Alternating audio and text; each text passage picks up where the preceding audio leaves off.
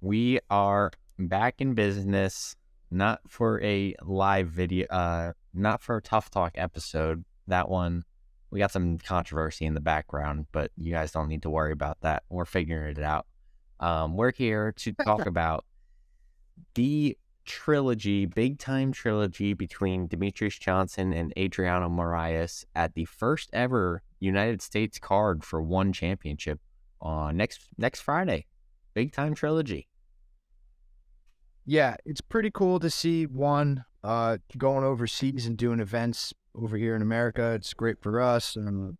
We get to see it for free on Amazon Prime, which is really awesome.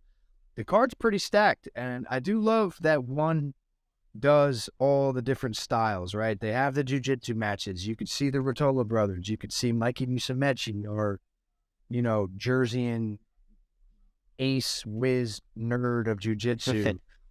The return of Sage Northcutt, right? Like, he made a big splash, got kind of rushed into some big fights, took a step back, whatever, but he's coming back.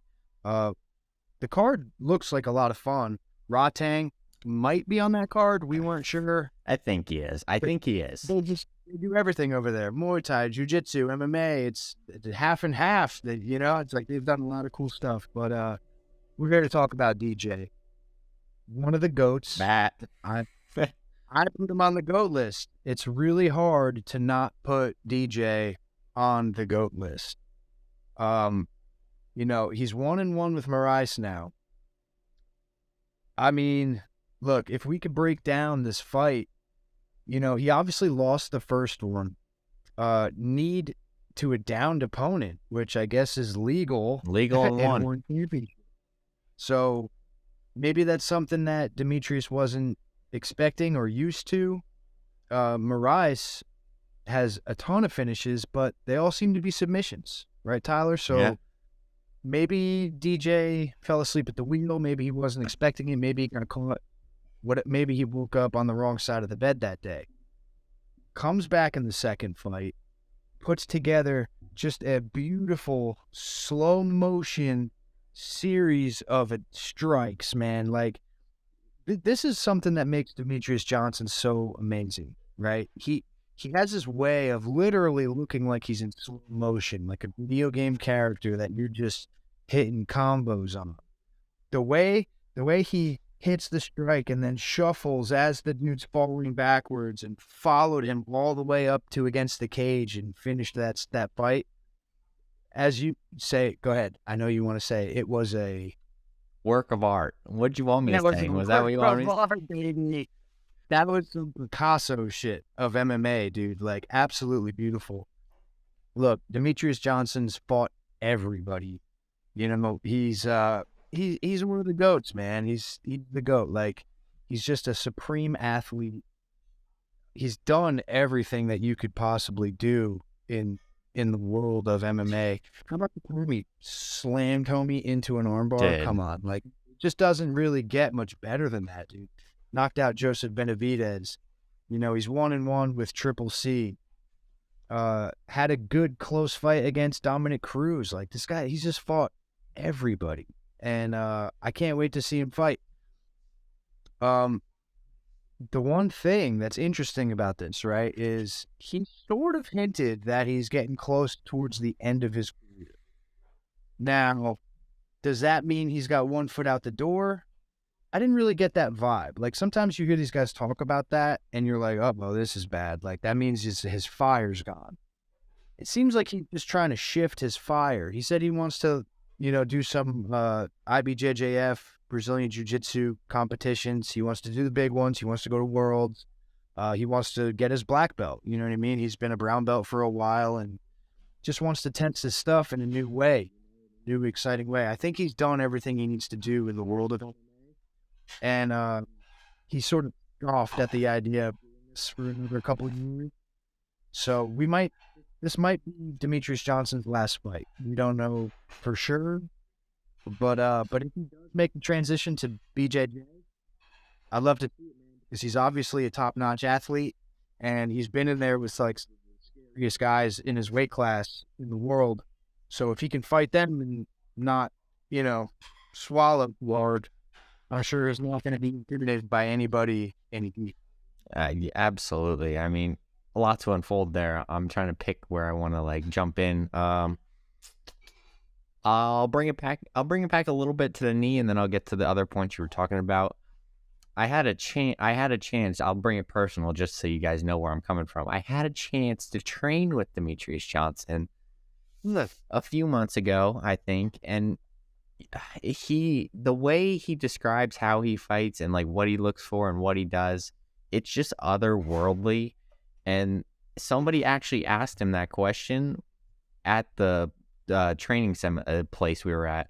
They were like, what made you do what you do to hit that knee? Like, why did you do the movements you did? And he was like, man, I don't know.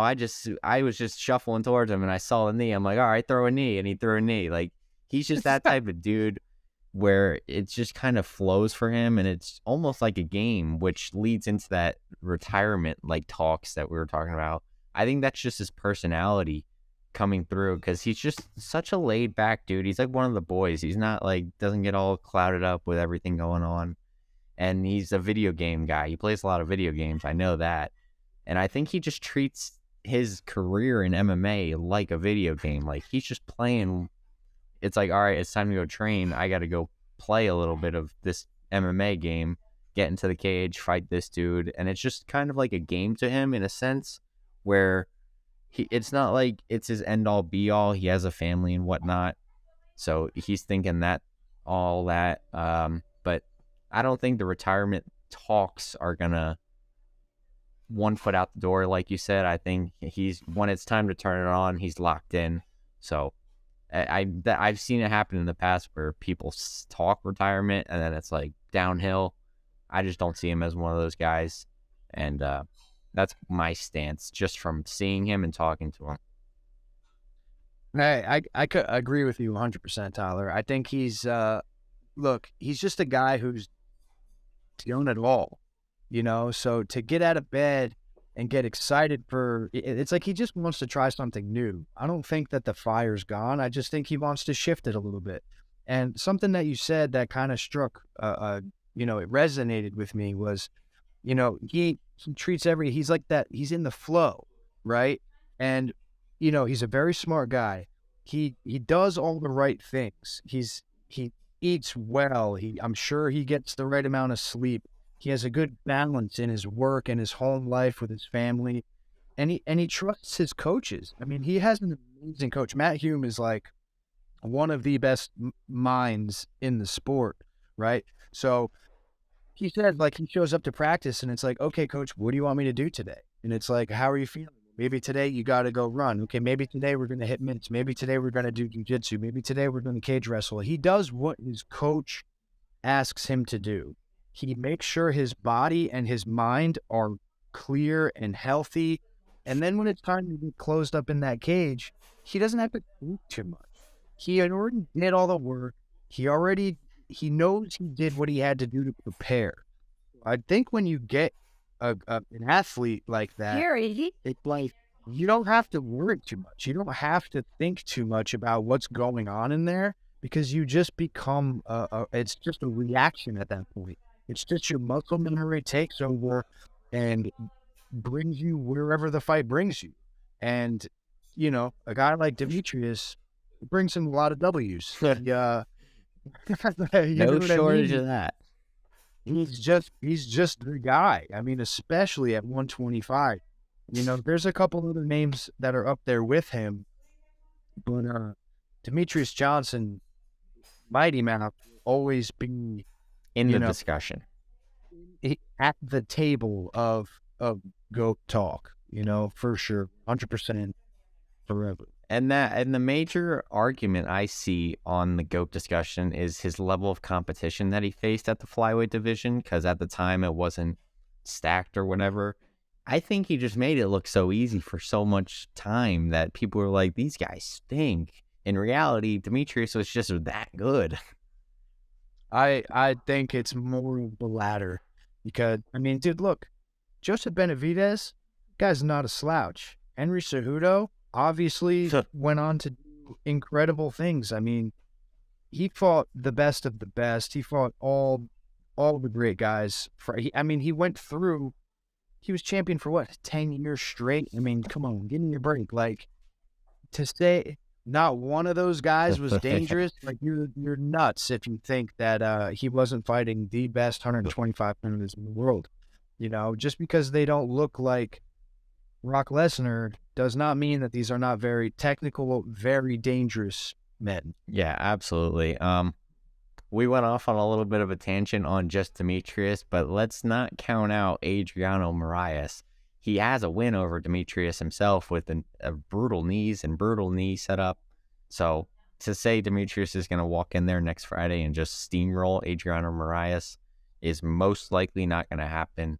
He's a dangerous Brazilian who has all the skills in the world to win the fight wherever it goes. I mean, obviously his submission threat holds very high up with all the submissions he has on his resume, but clearly we saw that he could strike with Demetrious just fine, and it could really go either way. So we went off on Demetrious, but just wanted to bring it back. He's the guy. Yeah, he's the guy. Absolutely. I mean, if you don't think I think he's the guy, you're talking to the wrong guy, because he's 1A, 1B on my GOAT list. Yeah, I mean, he's right up there. Who are you taking in that fight? Who you betting the house on? I mean, I don't know if this is a bias or just because I have personal connections because I've met him and talked to him, but dude, like, it's just a different stratosphere that he operates on, and his mind for the game, his physical attributes, everything just lines up perfectly for him. And it's just hard for me to go against Demetrious Johnson.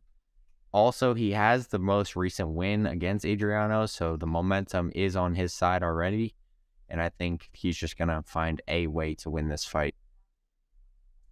Yeah, all the talks of retirement, all the talks of changing sports, maybe and switching lanes, you know, take all that with a grain of salt. I'm riding with Demetrious because I just think he's one of the most, if not the most complete fighter that the world's ever seen. I mean, if he was 155 or 170 or 185, if he was that size, like, people would be clamoring about him. Yep. All time. You know what I mean? And they should anyway, because I mean, he's proven pound for pound he is absolutely one of the best fighters in the world. I hope he wins this next fight. I would love to see him retire with the belt. And then I would love to go watch him compete in the heat and win a couple world titles as a jiu-jitsu player. A lot of people go from jiu-jitsu to MMA. Not many people go from MMA to jiu-jitsu. So I would absolutely love that. I would love to. It would make jiu-jitsu, especially those lighter weights, it would make them so exciting to watch. I mean, we know he's got great wrestling. I'm sure his submission skills are on point, and I mean, we've seen him submit black belts how many times in the cage. So he's no stranger to grappling guys at the highest level. I'm riding with DJ all the way. The entire card, top to bottom, looks like a lot of fun. You get your grappling, you get your kickboxing, you get your MMA. Free on Amazon. Come on, man. This is cool. Like, I can't wait to watch it. Coming straight to you from Denver, Colorado. Next Friday, let's go. Tune in next Friday. We'll see what happens. I mean, you get a little bit of everything. All the martial arts are coming to Denver. I'm excited. Can't wait. Not much more that needs to be said. We gave our picks. We didn't really break down the fight, but it's a little hard to break down how this fight goes just because of, like, it's a trilogy. You don't know what's going to happen. We're just going to have to wait and see what happens. I mean, with the first one ending the way it did, that was kind of a shock and a surprise. I don't think anybody expected something like that to happen. It seemed like Demetrious came in and, like, corrected history with the second fight, because that fight is probably more how we thought it might go. The third fight is going to really show who wants it more, I think, because they obviously both have the skills, and we're going to find out on Friday. Yep. That's with all there is to do is see you next Friday. We got nothing left for you guys. That's our talk on the trilogy coming to you in the United States for the first time. So tune in. We'll see you guys in the next episode. episode, next video, whatever it may be. Like, comment, subscribe. As always, big things coming later this week. Be on the lookout. We'll see you in the next one. Peace.